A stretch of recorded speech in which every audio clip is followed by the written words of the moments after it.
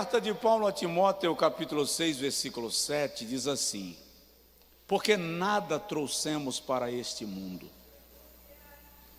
e manifesto é que nada podemos levar dele. Já expliquei esse versículo para vocês 15 dias atrás. Tendo, porém, sustento aqui é nutrição, mantimento, alimento, e com que nos cobrirmos, estejamos com isto contentes. Mas os que querem ser ricos caem em tentação e em laço e em muitas concupiscências loucas e nocivas que submergem os homens na perdição e ruína. Porque o dinheiro é a raiz de todos os males. Amém? Não? Ah, tá, maravilha. Porque o amor ao dinheiro é a raiz de todos os males. E nessa cobiça, alguns se desviaram da fé e se traspassaram a si mesmos com muitas dores. Diga amém. Senta um pouquinho. Diga comigo: ter dinheiro não é pecado. Eu vou voltar a falar sobre dinheiro. 15 dias atrás eu fiz uma exegese desse texto. E hoje eu quero falar sobre o perigo de ter dinheiro. Algumas pessoas dizem: Deus diz que o dinheiro é a raiz de todo mal. Não, Deus não diz. A questão aqui é o amor ao dinheiro. Jesus disse em Mateus capítulo 6 que ninguém pode servir a Deus e às riquezas, porque ou agradará um e entristecerá o outro, ou servirá um e não servirá o outro. Isso não significa que você não pode ter riqueza. O que significa que você não pode servir às riquezas que você tem. As riquezas nos são dadas para que nos sirvam, e não para que nós sirvamos às riquezas.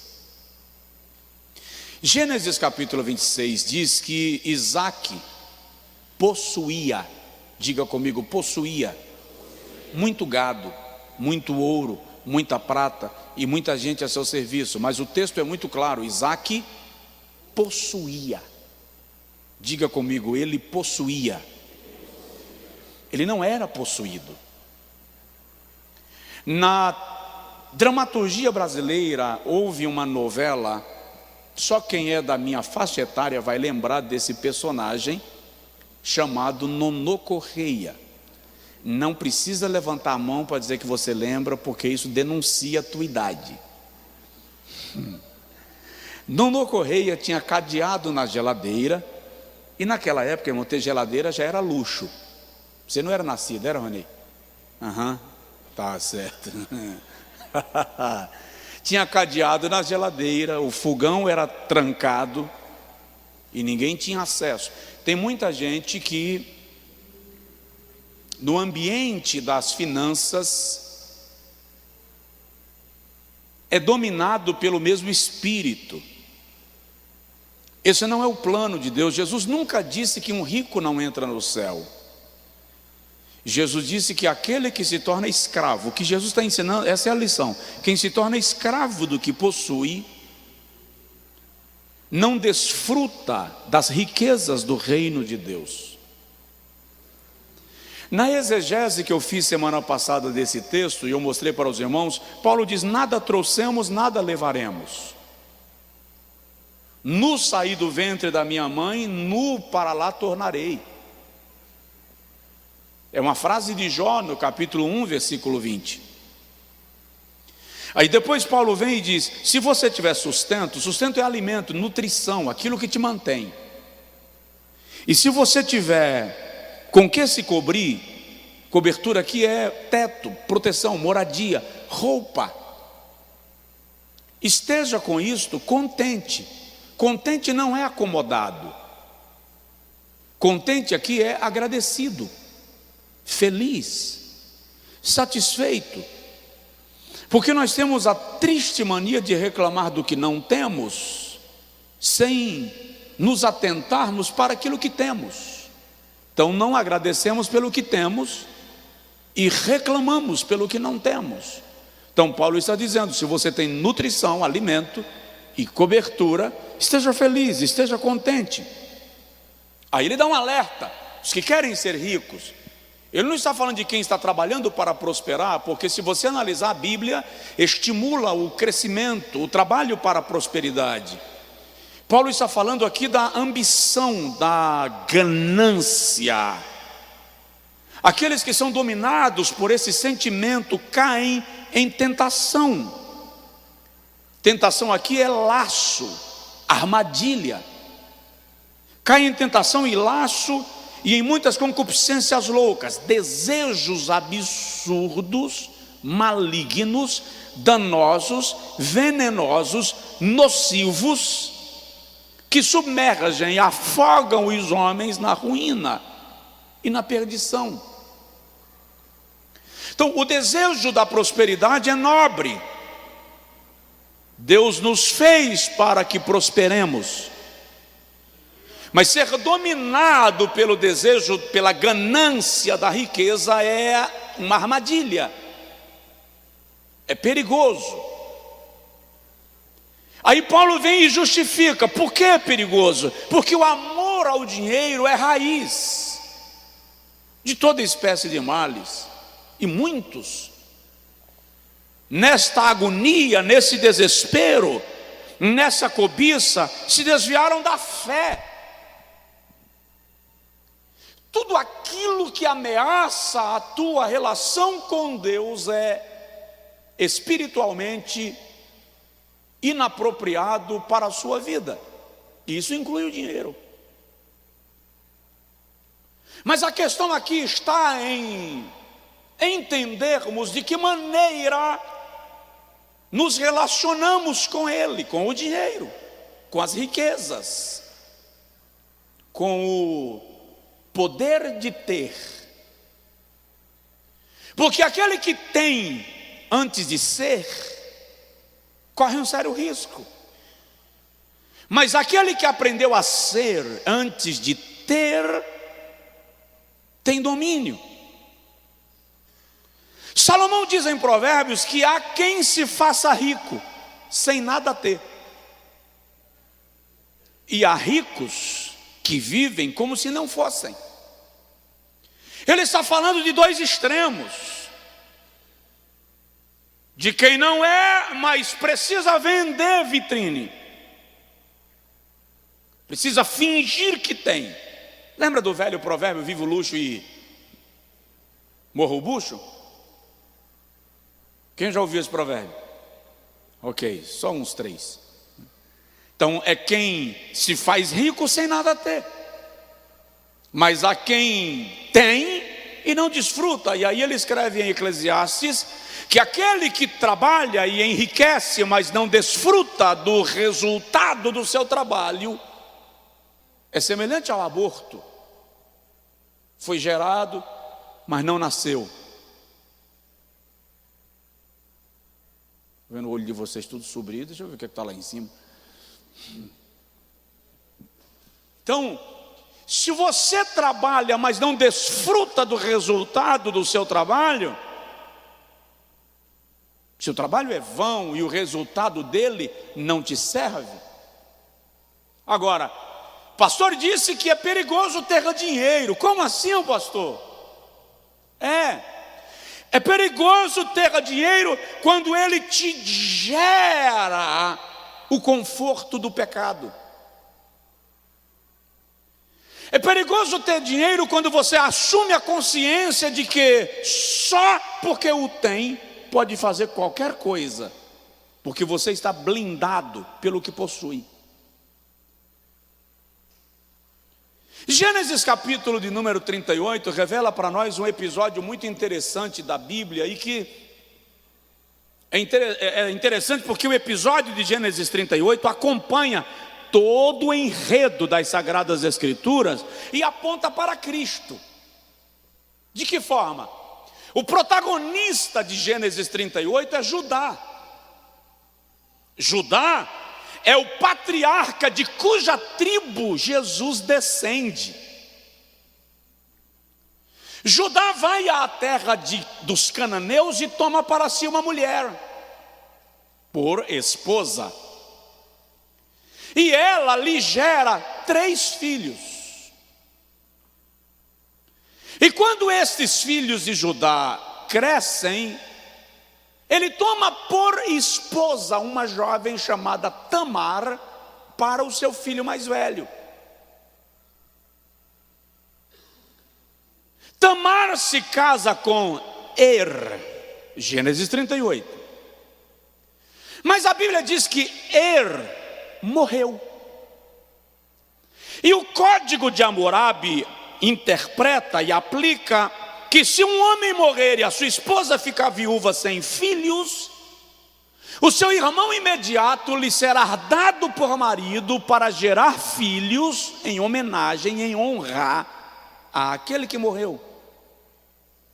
Então ao morrer, Judá toma o seu segundo filho, chamado Onã, oferece Onã como marido para Tamar, para gerar filhos em honra ao primogênito que morreu. Você está me entendendo? Diga amém. Ok. Onã, sabendo que os filhos que ele geraria não seriam linhagem para a sua honra, e ele decide não honrar o seu irmão falecido. Então a Bíblia diz em Gênesis 38 que Onã começa a praticar o coito interrompido, ou coitus interruptus, e ele deixa o sêmen fora do corpo de Tamar, para que ela não engravide. E o Senhor viu aquilo, e a Bíblia diz que o Senhor não se agradou da desonra de Onã, pelo que também o matou. É interessante porque lá em cima a Bíblia não diz que Deus matou a o filho mais velho. Mas agora, quando a Bíblia diz que o Senhor também o matou, em referência a Onã, dá a entender que a morte do primeiro também foi um ato divino. Judá, o sogro de Tamar, chega para Tamar e diz assim: olha, o meu terceiro filho é muito novo para que eu te dê por marido. Vai para a casa do teu pai, recolhe-te na tua viuvez, e quando meu filho estiver em idade de casamento, eu te chamarei para que ele te tome por esposa para gerar filhos. E a Bíblia diz que o menino cresceu, se tornou homem, e Judá se esqueceu de Tamar. Quando ele se esquece de Tamar, nesse período Judá fica viúvo, a sua esposa morre. E passados os dias do seu luto, ele se arruma e vai e sobe para tosquiar as ovelhas, algo comum.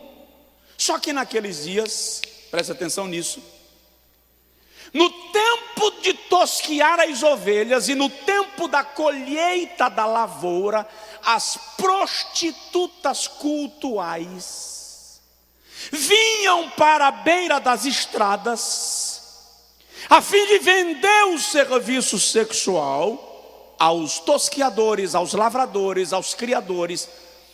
Mas aquele sexo não era meramente o sexo por prazer, era sexo ritualístico. Aquela relação sexual era uma adoração aos deuses da fertilidade, a fim de que o gado prosperasse, de que o rebanho prosperasse, a fim de que a colheita fosse boa. Por isso que eu já disse aqui, vou repetir: sexo também é altar. Sexo também é altar. A pergunta é: para quem o altar está sendo levantado? Isso é muito importante. sabendo que Judá vai subir para tosquiar as ovelhas, ela se veste de prostituta. Se coloca à beira do caminho e Judá, o sogro, achando ser uma prostituta, porque ela estava com o rosto coberto, e era assim que as prostitutas se apresentavam, lhe oferece pagamento pelo seu serviço. Ele vai negociar um ato sexual que é ritualístico. E ele pergunta para ela: o que eu te darei em pagamento? Olha o dinheiro. O que eu te darei em pagamento? E ela diz: você vai me pagar com um cabrito do rebanho. Por que um cabrito do rebanho? Porque o propósito do ato sexual ali é fertilidade do rebanho. Então está dando uma primícia para a divindade. E ele diz: eu te darei um cabrito do rebanho. E ela pergunta: o que me darás por garantia? Ela quer um penhor. O cabrito não está ali, o pagamento não está ali. E Judá tira o seu lenço, o seu selo e o seu cajado e dá para Tamar como penhor, como garantia de que o pagamento virá. Qual é o problema de Judá aqui? O problema de Judá é achar que o simples fato de ele poder pagar resolve o problema. Quantas vezes o indivíduo usa o seu dinheiro de forma leviana, porque ele tem a consciência que o simples fato de poder pagar resolve a questão. Então o dinheiro é um perigo, quando ele te dá essa consciência de que se eu posso pagar, não é dar conta de ninguém. Quando na verdade, ainda que você possa pagar, você precisa entender que há de responder a alguém pelos atos. Alguém me entendeu? Quer saber o restante da história? Tamar ficou grávida. E quando ela fica grávida, alguém chega para Judá e diz: olha, a tua nora quebrou o pacto de viuvez e ela está gestante. Judá, carregado de uma justiça muito comum dos homens moralistas, diz assim: tirai-a para fora e queimai-a. Queimem-a. Queimem-na. E quando Tamar é arrastada para fora para ser queimada, ela diz: diga para o meu sogro que ao homem a quem pertencem esses objetos, também pertence a minha gravidez. Quando levam a Judá o selo, o lenço e o cajado, ele diz: deixem-na viva, porque pior do que ela sou eu, que não cumprir com o meu juramento.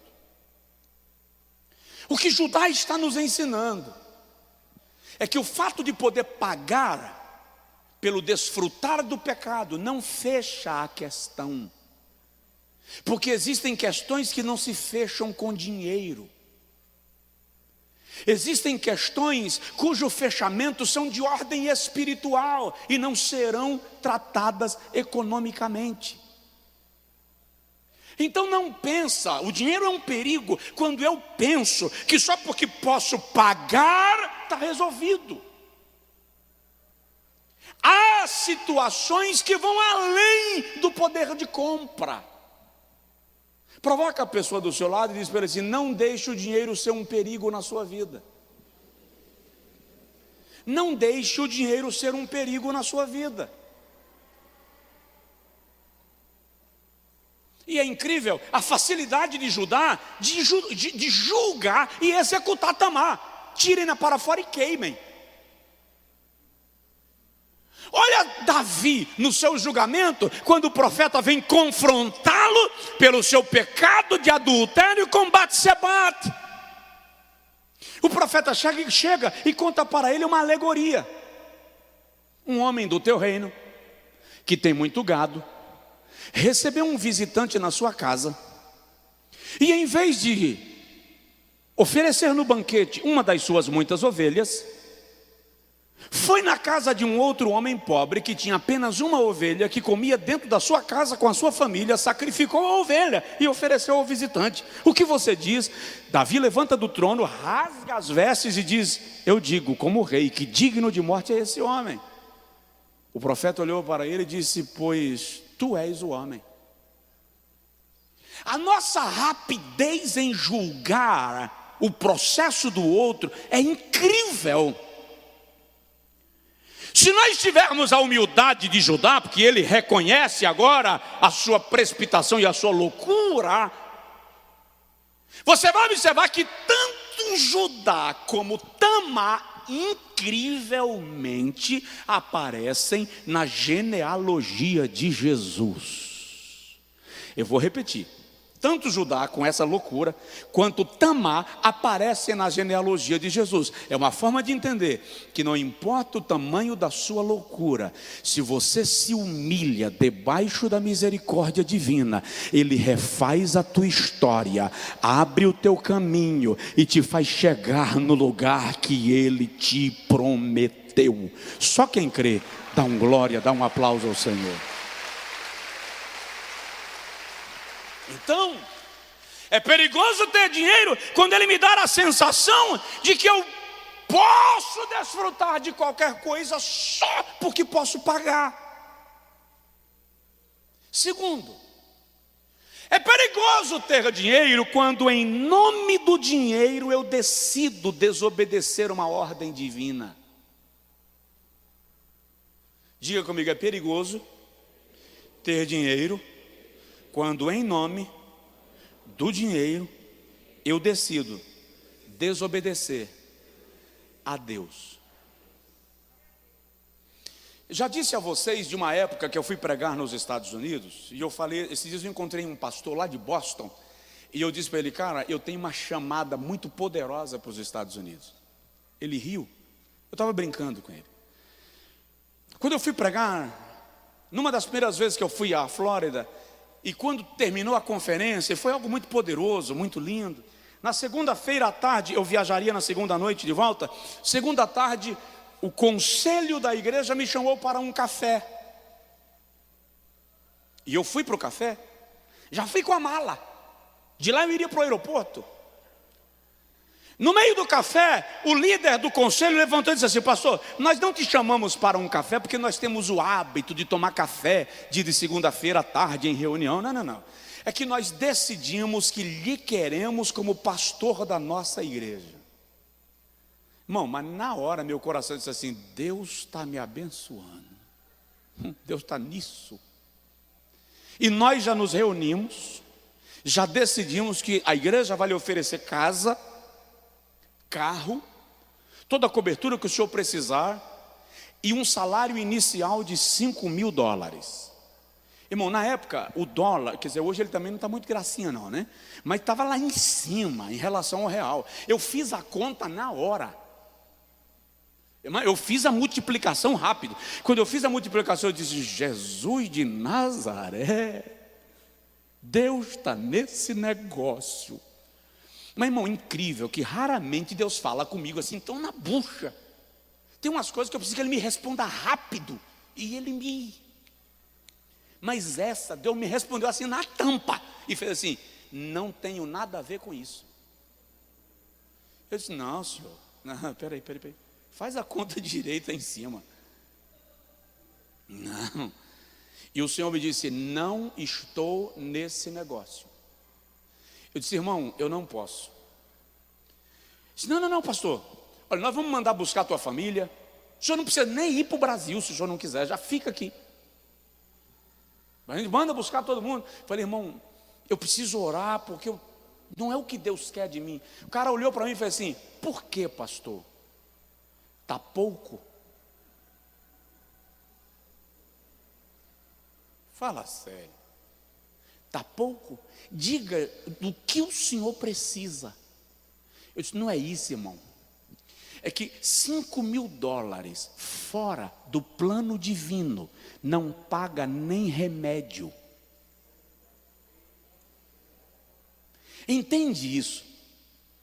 O dinheiro é um perigo na sua vida quando, em nome do dinheiro, você decide desobedecer a Deus. É uma proposta boa, mas pode não ser uma boa proposta. Ou é uma boa proposta, mas pode não ser uma proposta boa. Primeiro livro dos Reis, capítulo 13, o Senhor manda um profeta ir à terra de Judá profetizar contra um ato do rei Jeroboão. Jeroboão edificou um altar aos deuses pagãos e Deus manda o profeta ir lá condená-lo.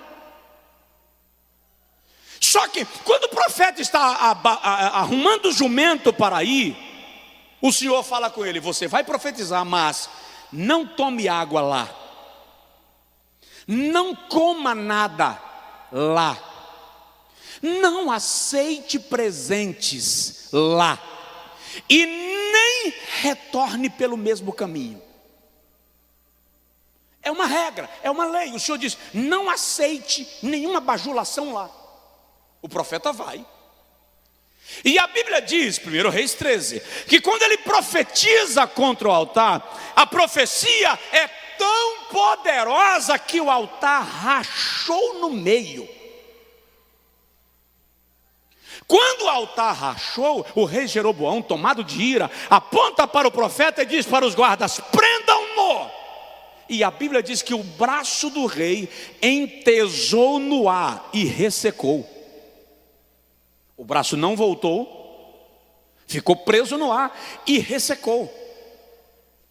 E o rei agora reconhece que Deus está com o profeta e diz para o profeta: ora por mim, para que meu braço retorne. E o profeta ora e Deus cura o braço do rei.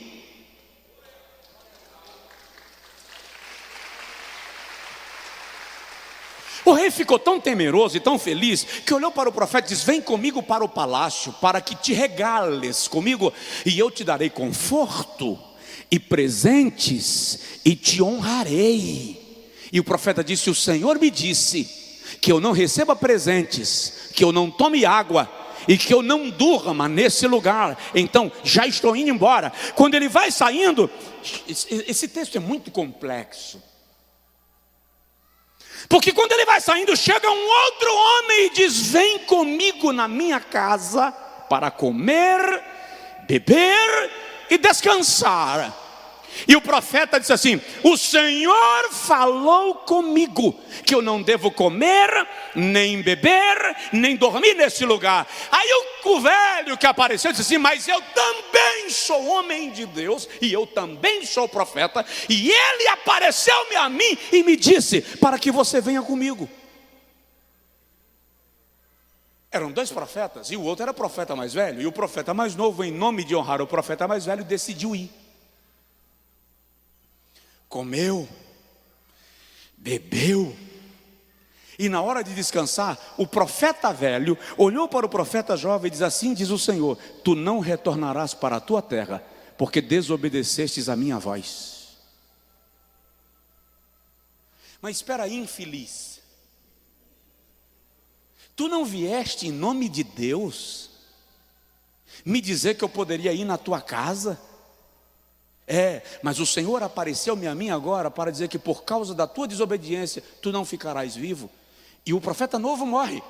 Na volta para casa, um leão o pega e o mata, e não o devora, apenas o mata. Está lá no texto.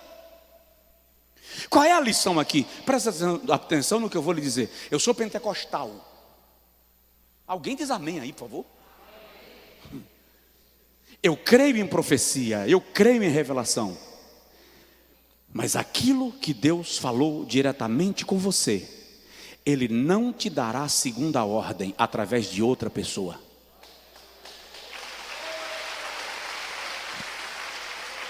Aquilo que Deus falou diretamente com você, Ele não te dará segunda ordem em nome de outra pessoa. Se o Senhor disse não, não importa a idade do profeta que apareceu, O sim, quando ele quiser falar, falará diretamente contigo. Entenda isso. Em nome dos presentes, em nome do conforto, em nome do privilégio de ser honrado pelo que Deus fez, ele aceitou desobedecer à voz divina e perdeu a vida. Não desobedeça a Deus em nome dos privilégios, em nome dos presentes.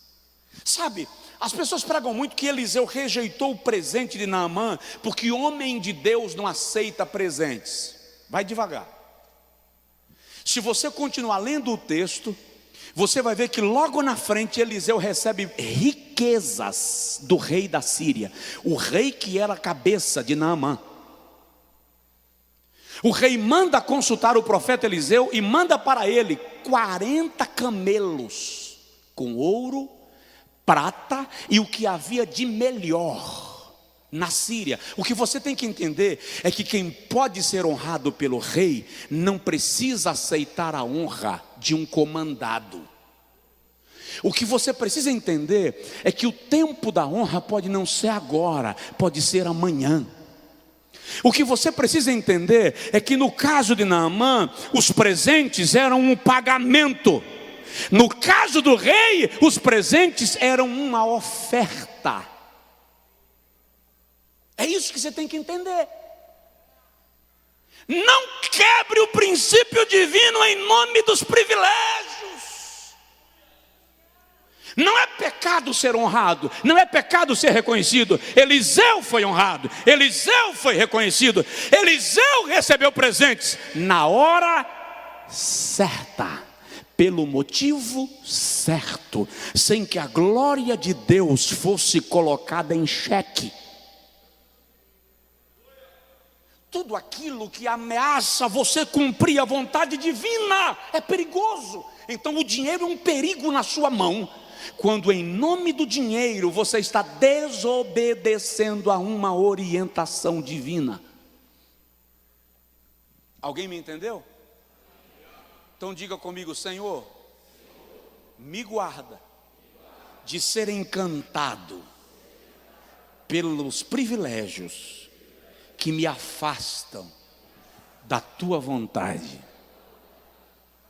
Terceiro, ter dinheiro é perigoso quando ele é adquirido com mentira.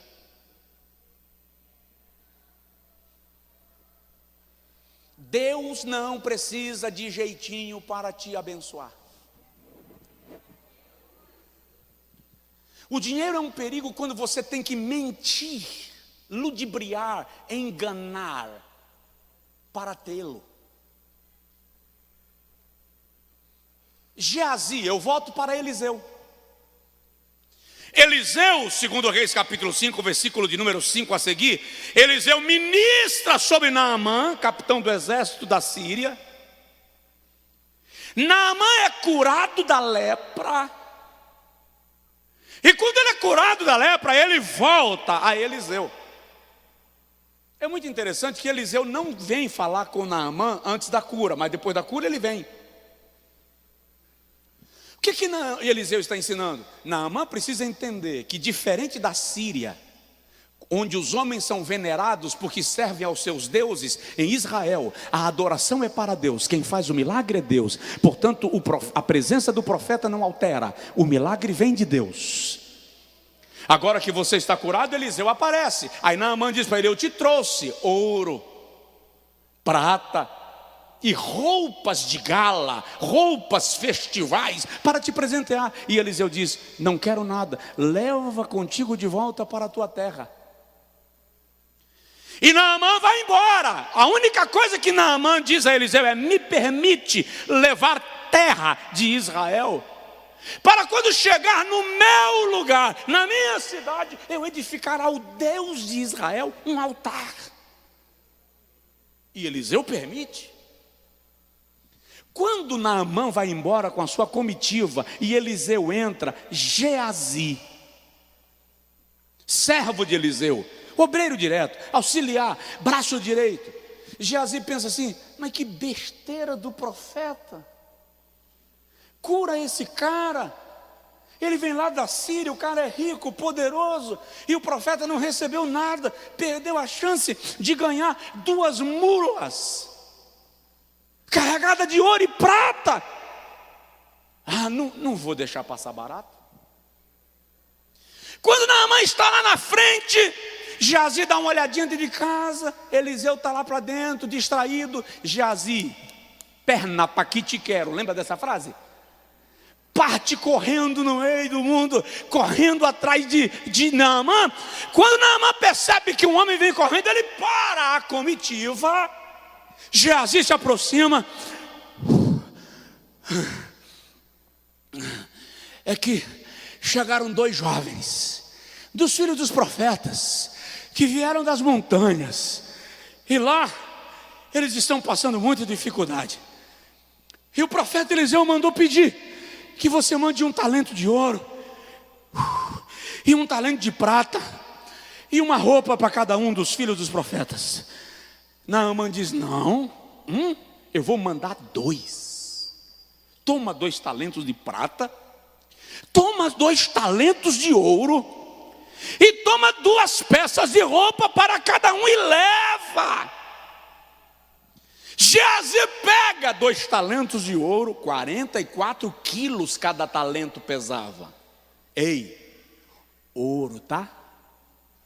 Ouro, fala comigo, ouro, tá? É tão pesado que Geazi não traz sozinho. Naamã manda os seus homens trazerem. E antes de chegar em casa, a casa está lá em cima, antes de chegar, Geazi diz: pode deixar aqui, para a gente não incomodar o profeta, porque daqui eu levo. Muito obrigado. Aí quando eles voltaram, Geazi cava um buraco ali e enterra, e deixa guardadinho. Aí quando Geazi entra em casa, ele entra assim disfarçado. Sabe quando o cara está aprontando aqui, entra com cara de desconfiado? Chegou: tudo bom, profeta? O profeta disse assim: de onde vens, Geazi? De onde venho? Não, meu senhor. Eu porventura saí daqui para algum lugar? Eu não saí de dentro de casa em nenhum momento. Está lá em 2 Reis capítulo 5. O profeta diz assim: Geazi, porventura o meu espírito não foi contigo quando tu saístes em busca do sírio, para tomar dele presentes em ouro e prata para ti? Essa é, porventura, ocasião para receberes olivas, gado, presentes, ouro e prata? Por causa da tua insolência, a lepra de Naamã se apegará a ti. O dinheiro é um perigo. Quando você para adquiri-lo, precisa trazer com ele a lepra que foi tirada de outro. A Bíblia diz que Geazi saiu da presença do profeta leproso, porque adquiriu de forma mentirosa aquilo que o Senhor já havia dito não. Lá na frente eu já disse, Eliseu recebe presentes, mas é outra ocasião, é outro momento. Presta atenção, existe um momento de receber e existe um momento de reter. Ninguém me entendeu. Existe a hora certa de ser honrado. A honra que vem comprando a tua alma não é honra, é negociação. A honra que vem reconhecendo a tua alma, sim, é honra e é presente de Deus. Você não precisa se tornar leviano para prosperar. Você não precisa se tornar malandro para prosperar. Entenda uma coisa, há oportunidades que chegam para você que não são oportunidades de Deus, são testes. Porque a vida vai te testar. Tem muita gente que considera o hoje apenas e ignora o futuro. E alguns ignoram o dia que nós vamos ter que comparecer diante de Deus. Você tem que entender que toda prosperidade só é prosperidade se ela origina-se no princípio da legalidade, se ela se origina no princípio da submissão a Deus. Caso contrário, esse dinheiro é perigoso. Cedo ou tarde ele vai cobrar de você o lucro que te deu.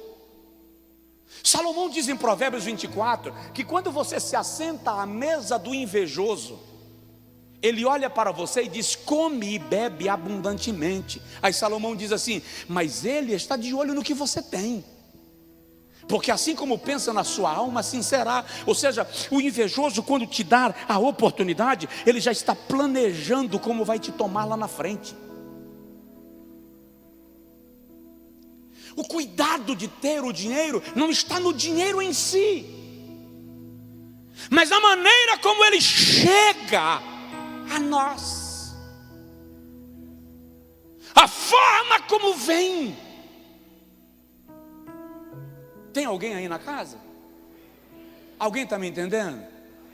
Então diga comigo: ter dinheiro não é pecado.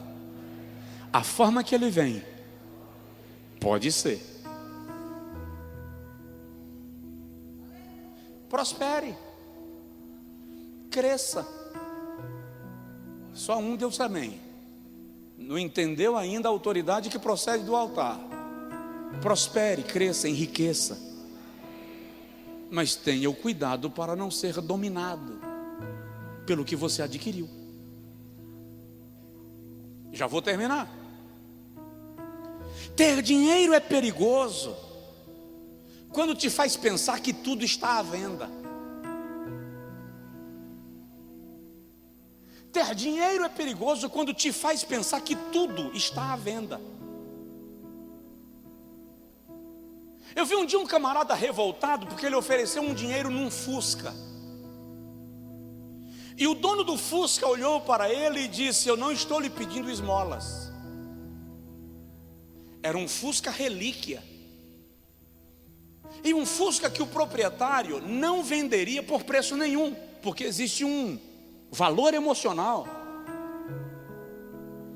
Mas aquele camarada estava acostumado que tudo que ele coloca dinheiro vem para a mão dele. Ele invocou que queria o Fusca.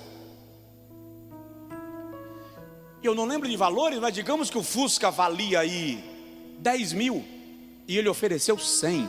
Ele colocou 10 vezes mais o valor e o dono chamou de esmola. Ele saiu revoltado. Deixa eu contar uma experiência para vocês não contam para ninguém, tá? Eu sei que ele está assistindo, mas ele não vai ouvir. Meu pai com o bendito Caravan. Irmão, teve uma data que eu fiz das tripas coração. E eu disse para minha mãe: eu vou comprar um carro para meu pai, para ele ir para a igreja com a senhora, na hora de querer viajar para visitar um filho. E aí um irmão me ajudou a negociar e comprei um carro, um Polo para o meu pai. Lindo. Dei todo empolgado, ele recebeu. Aí ele chegou para o meu cunhado e fez assim: Josué está pensando que vai me enganar com um Polo para eu vender meu Caravan. Num vacilo que eu dei, ele vendeu o Polo, mas o Caravan está na garagem até hoje. E esse dia eu cheguei lá, ele estava debaixo do Caravan. Eu disse: está quebrado, pai? Não. Eu disse: por que o senhor está embaixo? É porque eu gosto de desmontar para ver como é que estão as peças. Está fazendo carinho. Presta atenção. Eu e você precisamos entender que o dinheiro não tem o poder de comprar tudo. Alguém já disse que com o dinheiro você compra um bom médico, mas não compra saúde.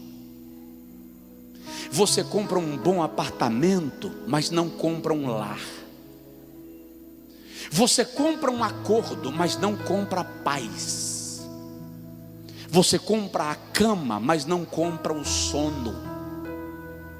Porque as coisas mais valiosas que você tem não estão à venda.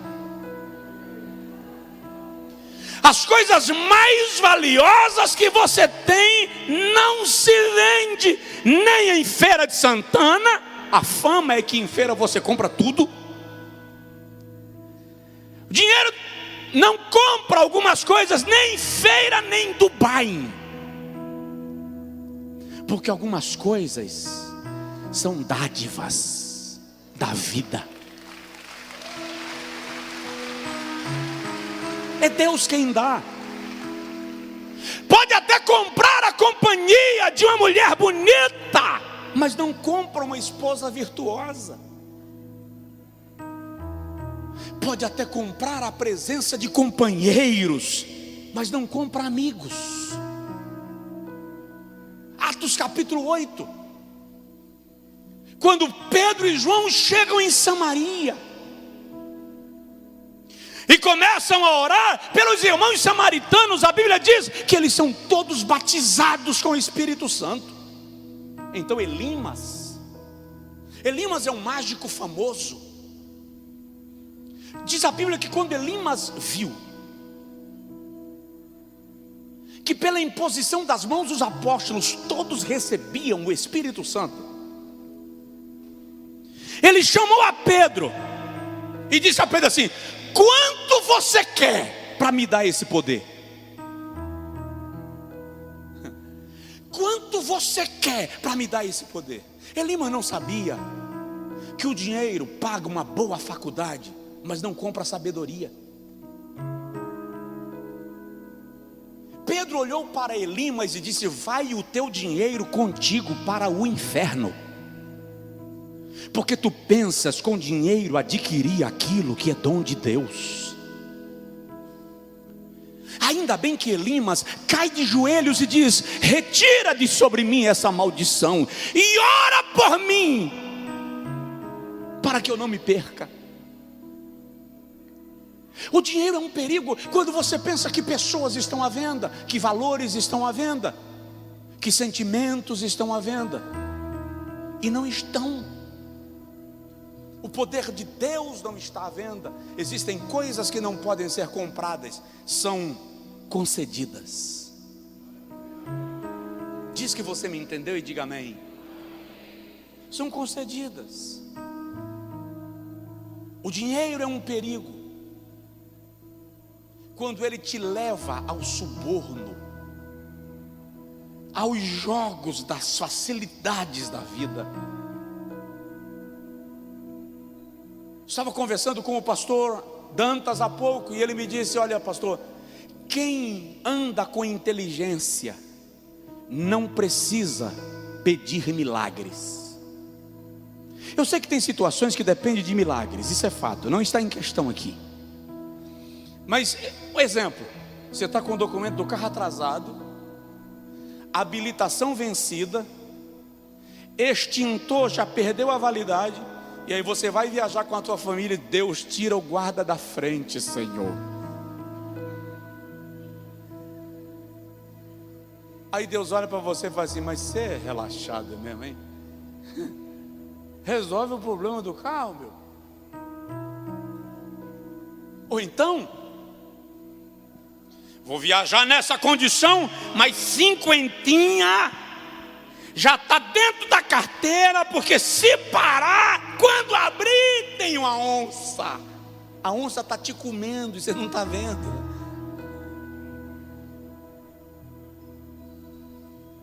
É perigoso quando você pensa que o dinheiro, ou quando você é perigoso quando você entende que porque tem dinheiro pode sair driblando, subornando, comprando.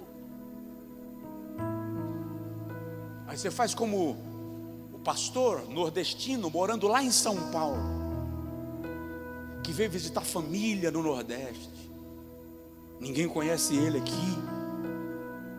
Aí ele parou num posto de combustível e ele tinha uma curiosidade de saber o sabor daquela cachaça, aquela que tem umas pedacinhos de madeira dentro. Quem já tomou? Levanta a mão.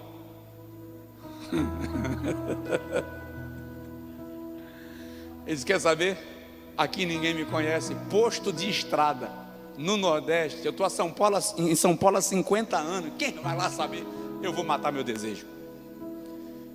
Põe uma. O cara foi lá, botou. Pegou aqueles copinhos cheios de risquinho. Tomou. Quanto custa? O vendedor do bar, do posto, fez assim: ah, pastor, se minha mãe souber que eu cobrei do senhor um copinho de cachaça.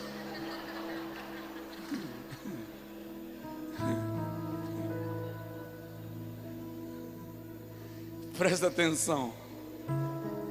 Não pensa que porque você tem o poder de pagar, você pode fazer tudo. Atos capítulo 24, versículo 26, a Bíblia diz que Paulo estava preso. Ele ia ser transferido para Roma. E Paulo está sendo ouvido pelo procônsul de Roma. E chegou um momento que Félix, o procônsul, estava tão encantado com a pregação de Paulo que ele trouxe a sua esposa, Drusila, para ouvir o discurso de Paulo. E o texto diz que a pregação de Paulo por pouco não convenceu o próprio procônsul de se render à fé. E está escrito que ele liberou a Paulo e disse aos soldados: tratem-no bem, não impeçam que ninguém o visite, deem a ele o banho de sol. E o texto diz que frequentemente o procônsul convidava Paulo para depor, e diz assim: porque esperava que Paulo lhe oferecesse dinheiro para libertá-lo. Paulo foi transferido para Roma, mas não fez o jogo do procônsul, porque se você quer se converter à fé, se converta à fé, mas não espere que eu me converta ao seu sistema. É isso que Paulo está nos ensinando. O dinheiro é um perigo quando nós caímos nesse enredo, nesse jogo de desonra, de desonestidade, de manipulação. Não deixe o dinheiro dominar você.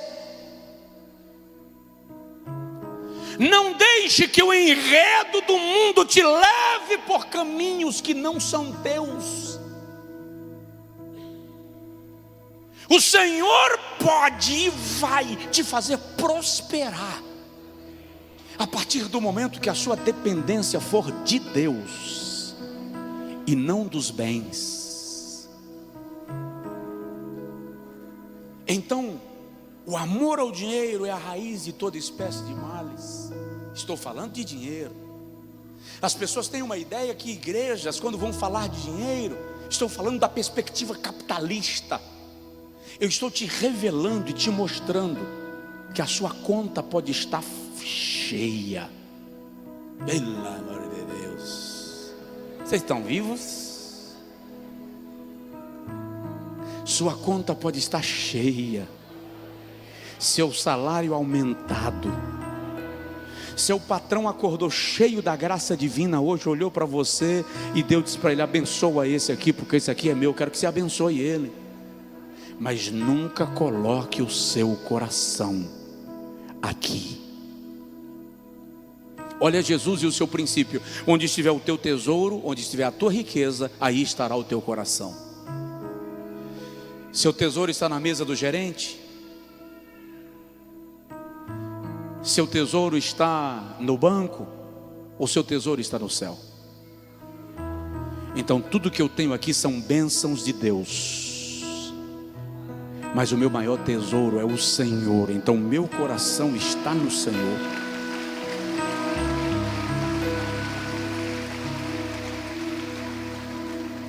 Diga comigo: não é pecado ser rico.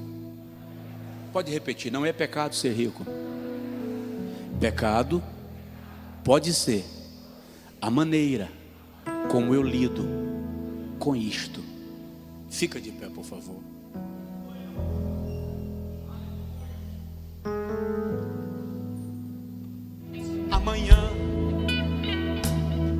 Quando você chegar no seu escritório, quando você chegar na empresa onde você trabalha, quando você chegar na sua empresa, quando você colocar o pé, Josué capítulo 1, onde colocares a planta do vosso pé, eu vou-lo tenho dado. Quando você chegar lá e colocar a planta, declare: eu sou abençoado, portanto eu posso abençoar, e eu abençoo este lugar.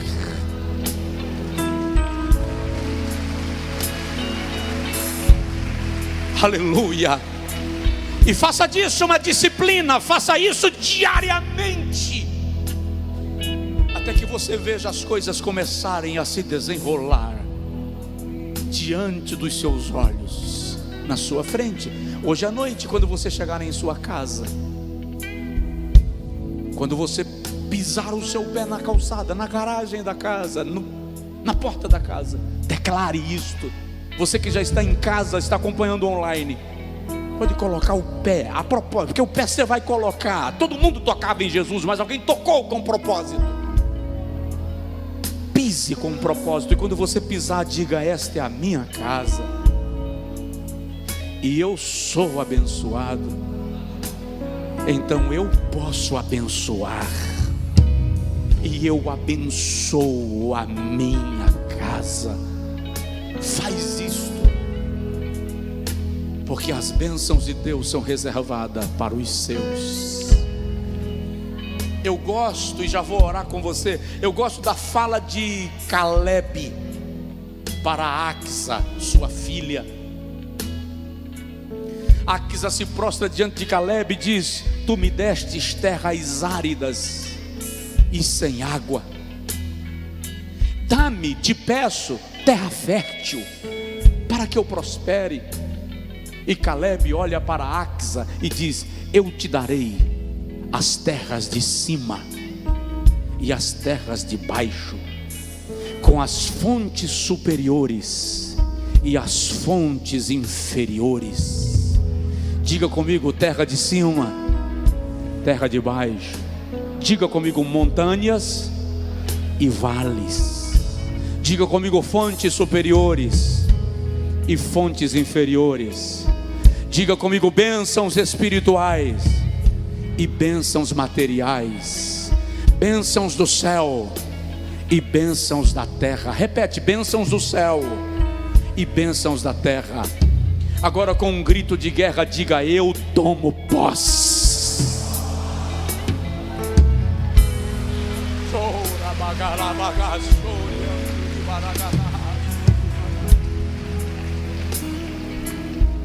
Eu abençoo o teu povo, Senhor, segundo a tua palavra. E eu declaro que a quarta-feira, amanhã, será diferente do hoje, porque o Senhor vai desencadear oportunidades na vida dos teus filhos e das tuas filhas, e aquilo que estava retido está destravado agora. Aquele homem ou aquela mulher que detém a caneta que libera, o Senhor vai mover o seu coração nessa madrugada, vai mover as águas em favor do teu servo, em favor da tua serva. Eu declaro isto do altar e declaro com voz profética, na autoridade do nome de Jesus.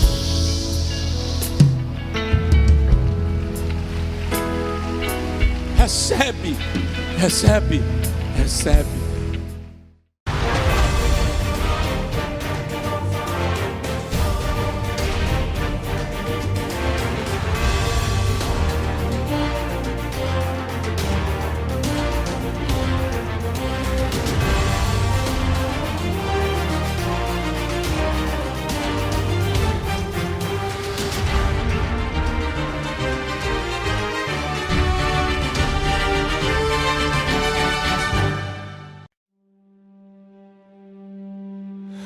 I kept the fragments of our vow inside the quiet corners of my mind. Even when the fires faded out, Your words stayed floating through my life. You said the storms would break apart before they ever took us under. But time rewrote the beating heart and left me holding broken thunder. I tried to outrun what you left behind, but the truth keeps pulling me back in.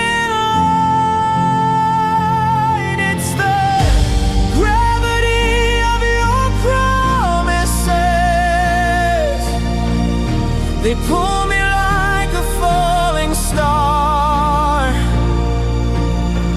Even after every tear and distance, your echoes know just where we are. I keep moving yet I'm orbiting the memories I can't dismiss. I'm still caught inside your universe and the gravity of your promises.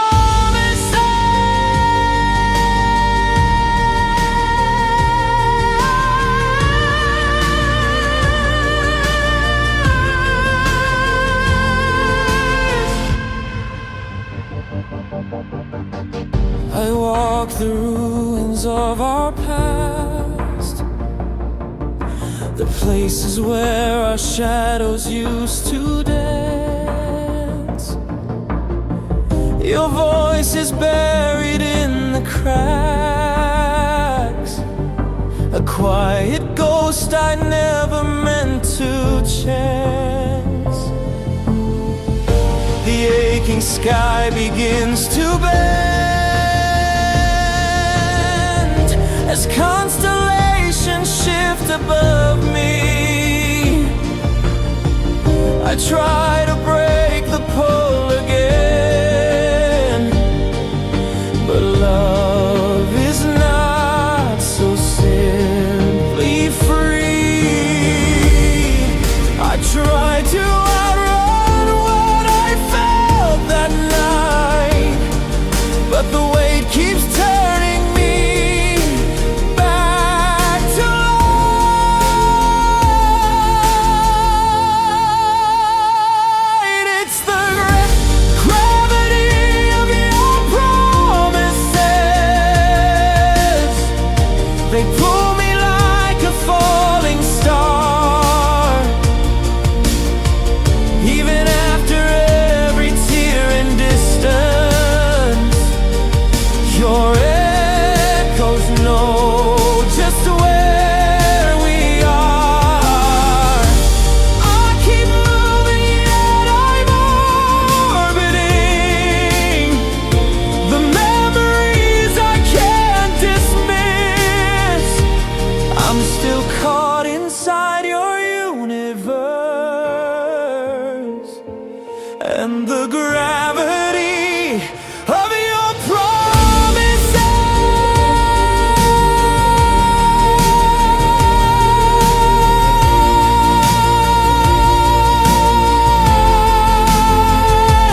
Maybe some truths were meant to stay beneath the bones of yesterday.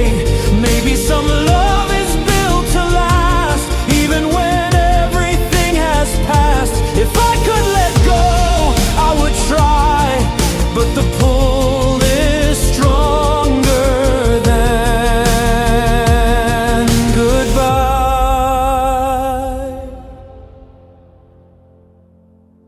It's the gravity of your promises, a force I never learned to fight. Even if the world collapses, your memory keeps me in